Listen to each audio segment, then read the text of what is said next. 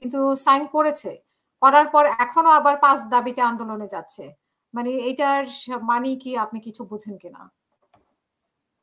আপা, গণভোট এমন একটা জিনিস, এখান থেকে জামাত মানে উপরের অংশটা সরবে কিনা জানি না আমি, আপার হাউসটা। আর গণভোট তো আপনার মানে যেটা আর গণভোট তো লাগবেই আপনার।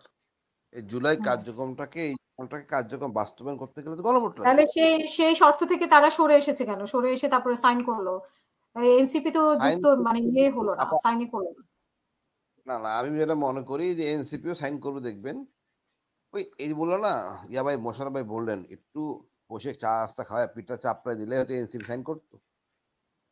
এটা তো কিছু না, দেশটা গড়ে তোলার জন্য একটা ঐক্যমতে আসলাম, কে আসবে না, সবাই আসবে। আপনি এক মিনিট আপনি কমান্ডার হিসেবে, when you are commander, battalion commander, আপনি অনেক কিছু ম্যানেজ করেন না ভিতরে?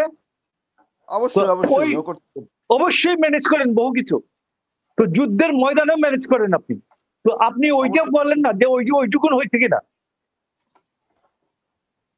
তো বলুন। আমি বলতেছি এই ম্যানেজমেন্ট নাই। এখানে অনেক সমস্যা আছে, মনে করেন আপা আমি জিজ্ঞাসা করছি যে ডিজি ভাইকেও জিজ্ঞেস করছি, তারা হতাশ।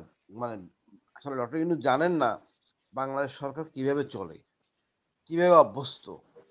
উনি ইউরোপিয়ান স্টাইলের মতো বলে মানে দেন আর উনি কি, যার যার জানেন দেশ। না বলতে উনি 14 মাসেও এসে জানেন না, মানে প্রথম মাস না হয় ধরে নিলাম যে জানে না।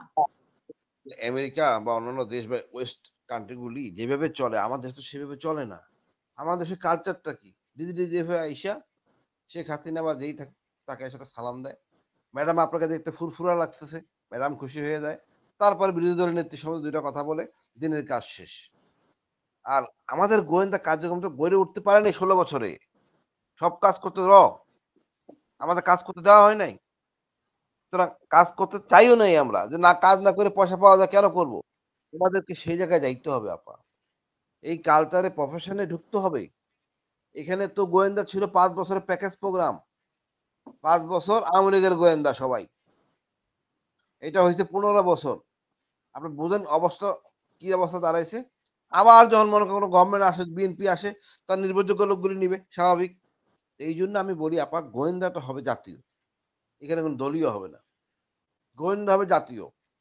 সে আগামী 100 বছর সামনে দেখবে, আর না দেখলে এরকম জিনিস তত্ত্ব বাই করতে পারবে না। প্রত্যেকটা জায়গায় পেট্রোলিয়াম, যেমন পতেঙ্গাতে পেট্রোলিয়াম মানে অনেক মজুদ, মানে আমাদের তেলের মজুদ, ওখানে কি গোয়েন্দার তথ্য আছে আমি জানি না, থাকার কথা। এইসব জিনিস সেন্সিটিভ জায়গাগুলিকে আমার ক্লিয়ার করতে হবে। রেল লাইন থেকে শুরু করে বিমানবন্দর তো গেলই, নৌপথ সব, কেপিআই সবগুলিকে আসলে একটা শৃঙ্খলার মধ্যে জবাবদিহিতার মধ্যে আনতে হবে। ওই তথাকথিত নির্বাচন, তথাকথিত তদন্ত পরে প্রকাশ করা হবে না। কয়জনকে দণ্ড দিচ্ছেন? দণ্ড দিতে পারেন না। আমি মনে করি গণভোট অবশ্যই লাগবে এটা বাস্তবায়ন করার জন্য, এবং পিয়ারটা হলো গিয়ে আন্ডারস্ট্যান্ডিং করে নেবে কতটুকু ছাড় দিবে কি ছাড় দিবে না, যে এইটা আমাদের দেশের জন্য কল্যাণকর সেটাই করা উচিত। এখানে ঝগড়া বিবাদ করে তো হবে না। আমাদের যেটা আমাদের জন্য ভালো হয়, আগামী দিনগুলোতে আমরা ভালো সরকার পেতে পারি। একটা ভালো সরকার পাইতে গেলে কি কি দরকার আপা? একটা কিন্তু না, নির্বাচন মানে জামাত যাকে ইসলাম বলল যে সই করবে না, পরে কিসের জন্য? মানে তাদেরকে পিঠে হাত দিয়ে নিয়ে আসা হয়েছে এরকম কিছু? সবকিছুই আপা, যে সমস্যাগুলি আটকে আছে এটা তাহলে এনসিপি কে আপসযোগ্য। আনতে পারলো না কেন? মানে জামাতকে যদি আনতে পারে তাহলে এনসিপি কে কেন আনতে পারলো না? এনসিপি মনে করছে, আমার যেটা মনে হয় এনসিপি আসবে, আর না আসার কোনো কারণ নাই। ওই যে বাস্তবায়ন জিনিসটা, এটা তো নতুন, আমাদের কাছে নতুন, আপনার কাছে এরকম নতুন, আমার কাছে নতুন। এটা গণভোট করে কেমন ইমপ্লিমেন্টেশন করা হবে, কিভাবে, কেউ কেউ বলতে গণভোট করার পরে আবার সংসদে পাস করতে হবে, আবার কেউ কেউ বলতে না অসম্ভব, গণভোট সবার উপরে। তো এটা নিয়ে বিতর্ক রয়ে গেছে এখনো রাজনীতিবিদদের মধ্যে, সংবিধান বিশেষজ্ঞদের মধ্যে। এটা থাকবেই, এনসিপিও সাইন করবে ইনশাল্লাহ দেখবেন। বাট কথা হলো আপা, আপনি যতক্ষণ পর্যন্ত আপনার নির্বাচনী পরিবেশ, একদিনের নির্বাচন করলে আপনি কোনো নির্বাচনে করতে পারবেন না, এর ভেজাল বাঁধবে। আমাদের জনগণ ভোট দিতে যায় না কেন? মায়ের খেতে হবে, ধাওয়া দিবে, পুলিশ ধাওয়া দেয়, পিটায়, লাইন সোজা করো, অথবা বিরোধী দল হামলা করে, ক্ষতিগ্রস্ত হয়। এই নিরাপত্তা নিশ্চিত করতে না পারলে আপা, কোনো আপনি কোনো ভালো একটা ফল পাবেন না। এই জন্য একদিনে নির্বাচন করেন না, 18 কোটি লোকের দেশ 3 বারে করেন, অর্থাৎ 3 দিন করে বাদ দেন, 10 দিনে করেন নির্বাচনটা, সুষ্ঠু নির্বাচন হবে, কোনো রকম আপত্তি থাকবে না, মানে সবাই এটা মেনে নিবে। কিন্তু একদিনে যে একটা কেন্দ্রের 1 ঘন্টার জন্য যদি মনে করেন দখল হয়ে যায়, এই যে মানসিকতা, গণভোটের কথা তো আসলে কেউ না করেনি, গণভোটের কথা তো বিএনপিও না করেনি, বলেছে যে হবে। বিএনপি না করে নাই, বিএনপি বলছে একদিনে করবে, এইখানে আপত্তি। যদি পাস না হয় আপা তখন কি আমাকে বলেন আপা, যে পাস না করে তখন তো বিশাল বিপদে এসে দাঁড়াবে, সব তো আমসালা সব গেল। এই জন্য আবার গণভোট আগে হবে, তারপরে আপনাকে সাধারণ নির্বাচন হবে।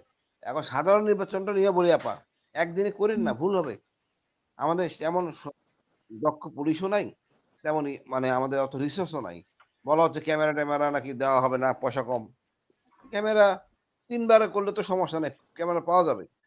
সবচেয়ে বড় জিনিস, রাজনীতির নেতারা, মনে করেন বিএনপির নেতারা, দীর্ঘদিনের অপেক্ষা মানে কষ্টের ত্যাগের নেতা, এনারা যদি চান যে না আমার এলাকায় এসব হবে না, আমি জনগণের রায় মেনে নিব,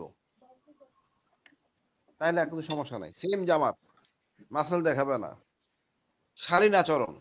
আর ওই ক্যান্ডিডেট সিলেকশনের মধ্যে আপা ভালো জিনিস সিলেকশন করতে হবে, যারা সত্যিকার দেশপ্রেমিক, দেশের জন্য নিবেদিত, নিপীড়িত, যারা হাসিস কর্তৃক নিপীড়িত এমন ধারণ করে হাসিনা ফ্যাসিস্ট, এই লোকদের যদি সিলেক্ট করে অবশ্যই আমরা কাঙ্ক্ষিত ফলে পৌঁছবো আপা। ধন্যবাদ।